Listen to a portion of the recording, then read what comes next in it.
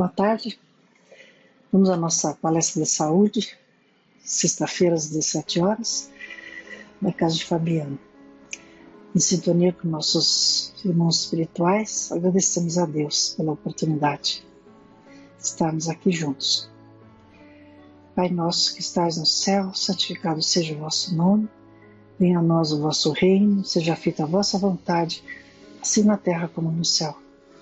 O pão nosso de cada dia nos dai hoje, perdoai as nossas ofensas, assim como procuramos perdoar a quem nos tem ofendido. Não nos deixeis cair em tentação, livrai-nos do mal. Graças a Deus e graças a Jesus. Eu gostaria de falar hoje sobre a nossa pressa. Temos muita pressa hoje em dia, né? Temos pressa para o término das nossas provas e expiações, temos pressa para que se realizem nossos pedidos a Deus, pressa para conhecermos as verdades, as leis que regem a vida, né? Pressa para concretizarmos nossos desejos instintivos e nossas vontades racionais, pressa para evoluir, né? Então vamos ler logo de início um texto de Emmanuel, né, do livro Plantão de Respostas, psicografado por Francisco Cândido Xavier, que vai nos ajudar nessa reflexão. O título do texto é Vícios, e ele é feito de perguntas e respostas. Então vem uma pergunta. Com relação às drogas, tive tudo, carro, casa, família e dinheiro, durante 20 anos. Conheci todos os tipos de vida no submundo do crime, mas não gostava. Um dia, após consumir 20 gramas de cocaína, resolvi parar. Hoje, sou viúvo, falido e separado da família, luto, mas é difícil.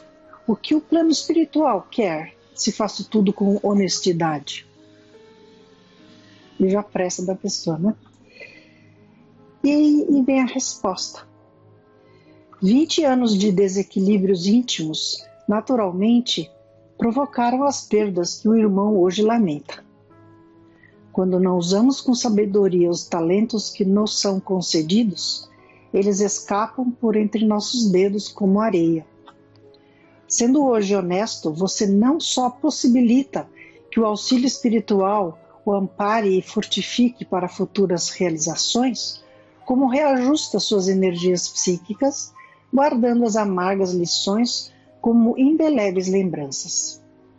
Jesus disse: das ovelhas de meu Pai nenhuma se perderá. Ele certamente o abençoa para recomeçar do que parece nada, mas é o primeiro degrau da alma perfeita que você um dia será. Muita paz. Esse texto é de Emmanuel, né? Psicografado pelo Francisco Cândido Xavier. E nos mostra claramente, né, que nós erramos muito, né, nós nos arrependemos, nos corrigimos, né, e depois temos pressa no perdão, né, de Deus, né, e na recuperação de tudo que perdemos nos nossos erros. E na verdade não é bem assim que acontece, né? Deus nos conhece, né? Se nossos erros fossem simplesmente perdoados rapidamente e nossa vida seguisse em frente como se nada tivesse acontecido, né?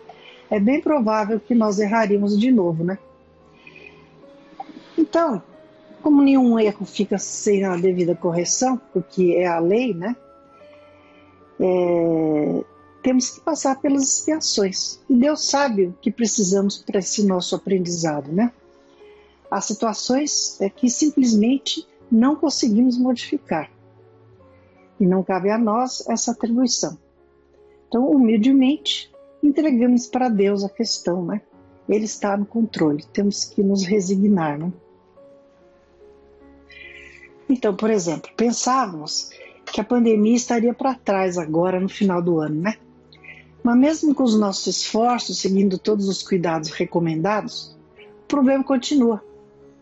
Muitos continuam negligenciando a situação, né? Não haverá vacinação suficiente logo de início. A vacina pode não ser totalmente eficaz, porque os vírus sofrem mutação. Ou seja, Sabe-se lá quando é que nós estaremos, até quando, né, estaremos convivendo com essa doença. Nós não temos o controle. E mais uma vez, ter pressa e ansiedade para isso acabar, né, é um puro desperdício de energia. Deus é que sabe, gente.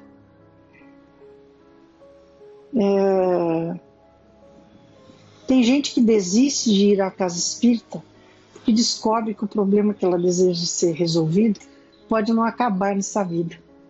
E nós queremos milagres rápidos, né? Às vezes a nossa prova é conviver com a doença do outro, conviver com pessoas difíceis, conviver com um mundo difícil a vida inteira. Então, se os problemas nos afligem, não melhoram logo, por mais que roguemos a Deus que isso aconteça, né, vamos perder a fé, né, e nos afundar no desânimo e desesperança? De forma alguma, né? Sabemos que tudo passa. São palavras sábias, né? Tudo passa, sim, mas no tempo de Deus. Porque essa questão de tudo passa, a pessoa já acha que amanhã já acabou, né? Nem sempre é assim.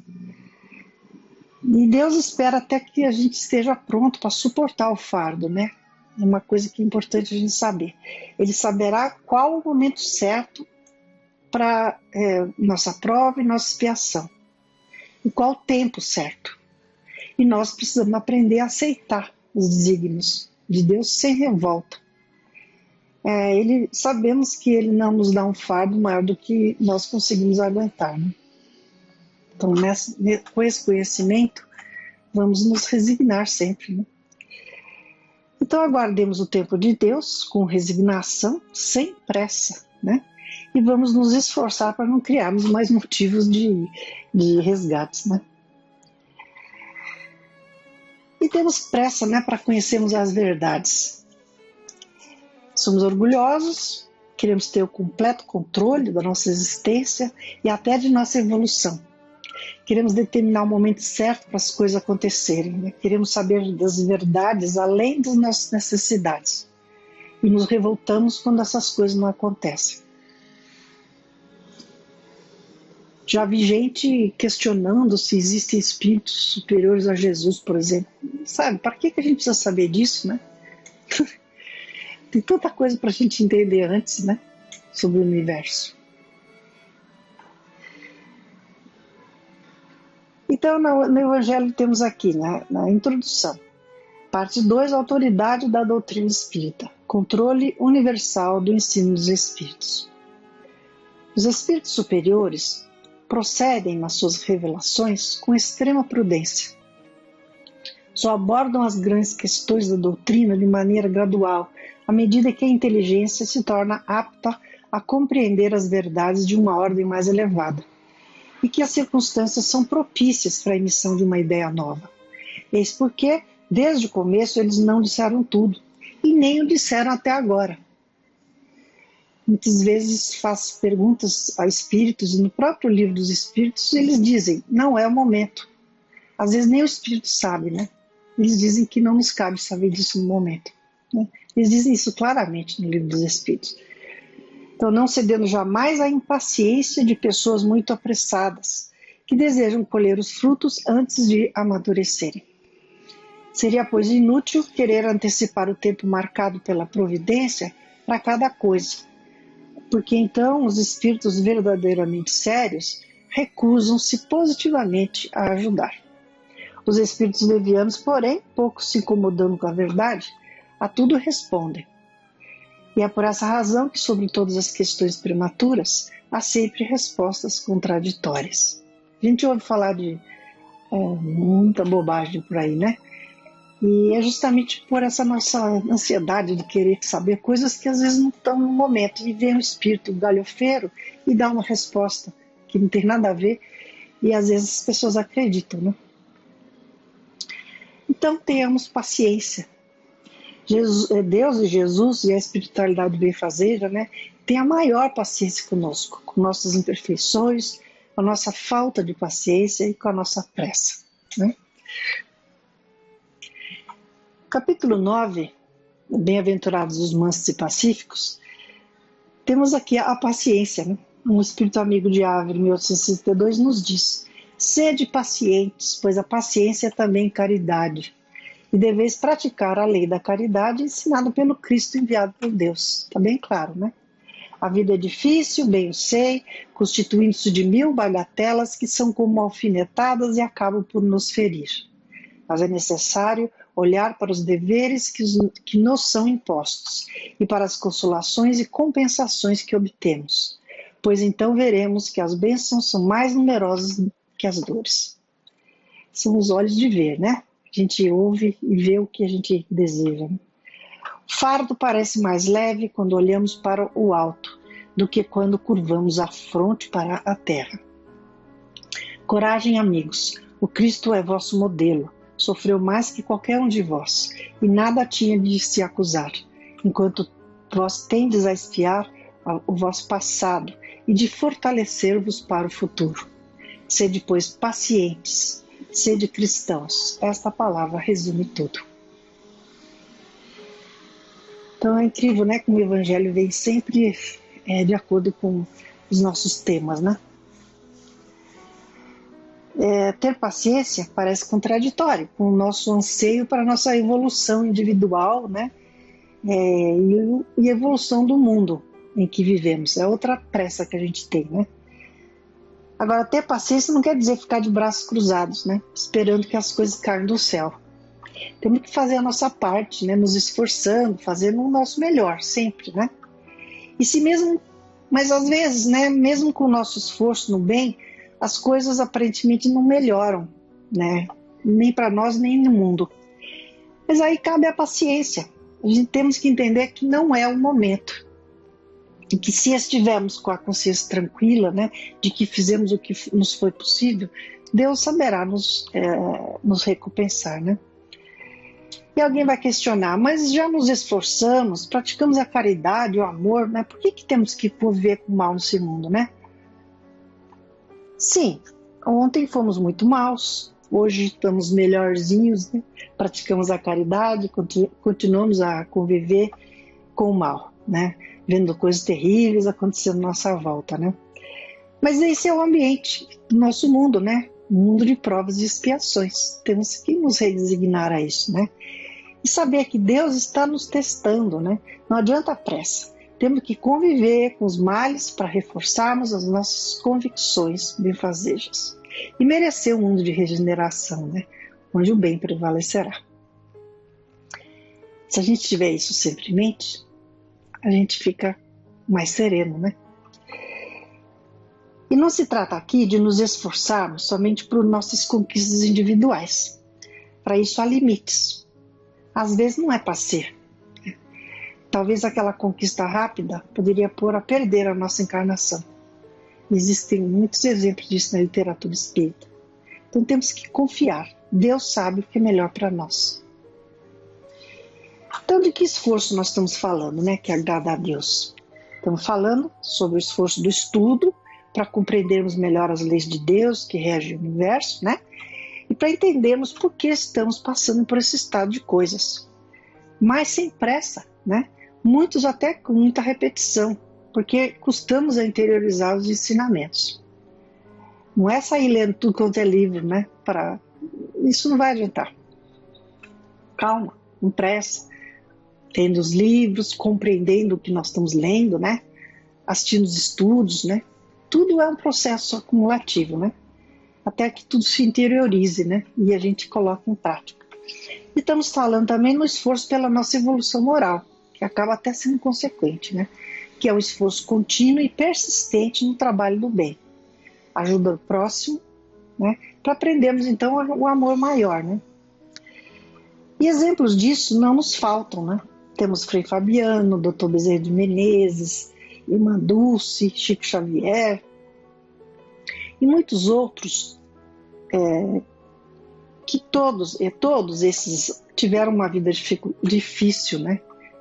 Com todos os tipos de problemas, suplícios físicos, misérias, mas ainda assim, uma força interior indescritível, eles dedicaram as suas vidas ao bem do próximo, sempre positivos, com um sorriso caridoso para os que os vinham ver. E é claro, né? Jesus, né? O nosso maior exemplo. E aí alguns podem se sentir desanimados, né, com essa evolução, desesperançosos, né? Às vezes dá até preguiça de ver o longo caminho, por causa da distância que existe entre a gente e esses espíritos iluminados, né? Bom, olhando para a nossa história, podemos ver que nós e o meio que nos rodeia, né, tem melhorado muito, né? E continua melhorando.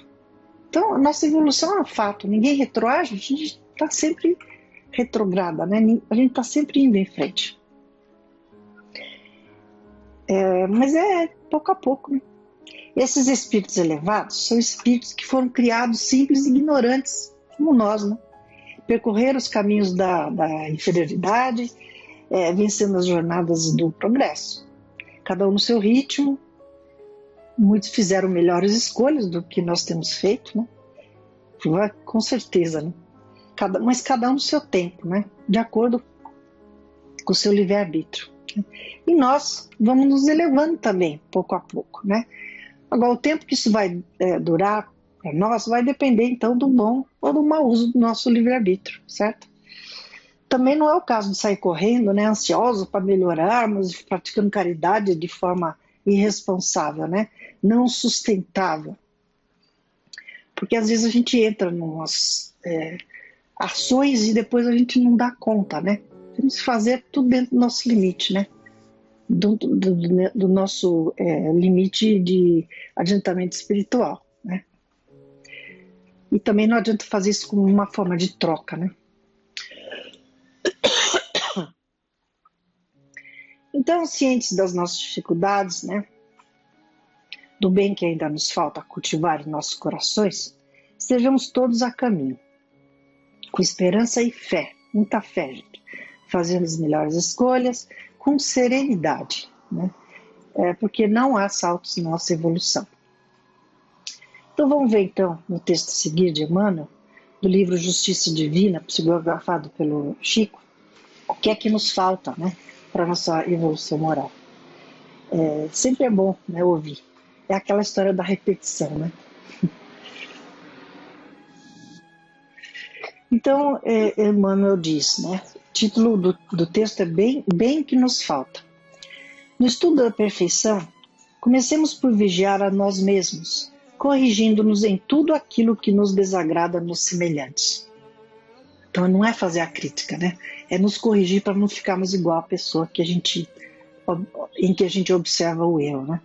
Muitos pregam contra o desperdício dos administradores da causa pública e instalam-se entre as paredes domésticas como se devessem atravessar a existência numa carruagem de luxo, sobre lixo dourado. Outros criticam autoridades apontando-as por verdugos do povo e, por outro lado, tiranizam no lar as mãos obscuras e generosas que lhes amassam o pão. Vemos os que amaldiçoam a guerra entre os povos e vivem no aprisco familiar com a truculência da fera solta. Aos que indicam a pena de morte para os irmãos que enlouqueceram na delinquência e manejam em casa o punhal invisível da ingratidão. Muitos lideram primorosas campanhas de socorro à infância desprotegida e enxotam por vagabundo o primeiro menino infortunado que lhes rouba um vintém. Outros guardam a enciclopédia na cabeça e jamais se lembram de estender o alfabeto ao companheiro atrelado à ignorância. Tem muita gente que retém o conhecimento e não passa, né? É uma bênção, né? Que Deus nos dá e temos que saber utilizá-lo, né? Não é só para nossa vaidade, né? É para ajudar o próximo. Vemos os que cantam hosanas à virtude e encastelam-se no conforto individual, afirmando que a caridade é fábrica de preguiça. E aos que ensinam sabiamente quanto à bondade e a simpatia a se movimentarem na senda particular, despedindo farpas magnéticas entre melindres e aversões. Nesses apontamentos humildes, a ninguém censuramos, né? De vez que, com evidentes exceções, até ontem éramos todos nós igualmente assim. É aquela história, né? Não julgar porque a gente não conhece o nosso passado, mas a gente tem a certeza que nós não fomos boa coisa, né? Hoje, porém, com a doutrina espírita no comando da fé, sabemos todos que a lei do progresso confere a cada espírito a possibilidade de adquirir o bem que lhe falta, a fim de que a justiça estabeleça o merecimento de cada um na pauta das próprias obras. Conjuguemos assim o conselho e ação, palavra e conduta, na mesma onda de serviço renovador, compreendendo por fim que o bem que nos falta nem sempre é o bem que ainda não desfrutamos, mas sim o bem dos outros, que em nosso próprio benefício nos cabe fazer. Lindo, né?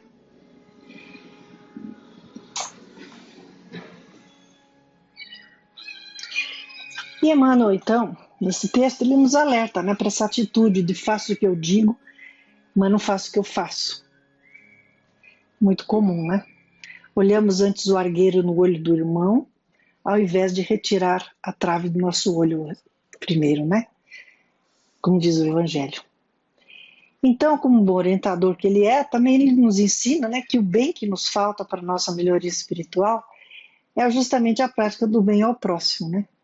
É através do próximo que a gente se aproxima de Deus sempre, né? Em síntese, amar a Deus sobre todas as coisas, né? E ao próximo como a nós mesmos. O maior mandamento, né? É o que nos fortalece para suportarmos as aflições, né? Com fé e coragem. E seguimos em frente na luta, no tempo de Deus, sem pressa, com alegria, na verdade, né? Com aquele sorriso caridoso que os nossos irmãos espirituais nos ensinam. E para fechar, no capítulo 2, Meu Reino é neste mundo, ponto de vista, temos exatamente uma colocação que tem tudo a ver com o que nós falamos, né? A ideia clara e precisa que se faz da vida futura dá uma fé inabalável no porvir. E essa fé tem consequências enormes sobre a moralização dos homens, porque muda completamente o ponto de vista pelo qual eles encaram a vida terrena. Para aquele que se coloca pelo pensamento na vida espiritual, que é infinita, a vida corporal não é mais do que rápida passagem. Uma breve permanência num país ingrato. Talvez a gente tenha instintivamente esse conhecimento e a gente, por causa disso, tem pressa, né? A gente quer passar logo por essa vida. Mas não funciona assim. As vicissitudes e as tribulações da vida são apenas incidentes que ele enfrenta com paciência, porque sabe que são de curta duração e devem ser seguidos de uma situação mais feliz. Então, temos que ter paciência e enfrentar tudo isso, né? Nada é por acaso, né? Sabendo que se encontra numa condição temporária e não definitiva, o homem encara as dificuldades da vida com mais indiferença, do que resulta uma calma de espírito que lhe abranda as amarguras. É muito sábio, né? São palavras muito sábias. Então, gente, a viagem apressada demais nos traz sofrimentos e angústias. E não nos damos tempo de apreciar a paisagem e alimentarmos nosso espírito, né? Vamos com calma. Lembrar sempre que somos espíritos eternos, né? E que essa vida é só uma gota no oceano de nossa existência. Sem pressa, nós chegaremos à perfeição, porque Deus o quer, né? Obrigada. Vamos então agradecer a Deus pelos ensinamentos, pedir um amparo a todos que sofrem nesse mundo. Pai nosso que estais no céu, santificado seja o vosso nome. Venha a nós o vosso reino, seja feita a vossa vontade, Senhor, assim na terra como no céu. O pão nosso de cada dia nos dai hoje, perdoai as nossas ofensas, assim como procuramos perdoar a quem nos tem ofendido. Não nos deixeis cair em tentação, livrai-nos do mal. Graças a Deus e graças a Jesus. Até semana que vem. Fique em paz.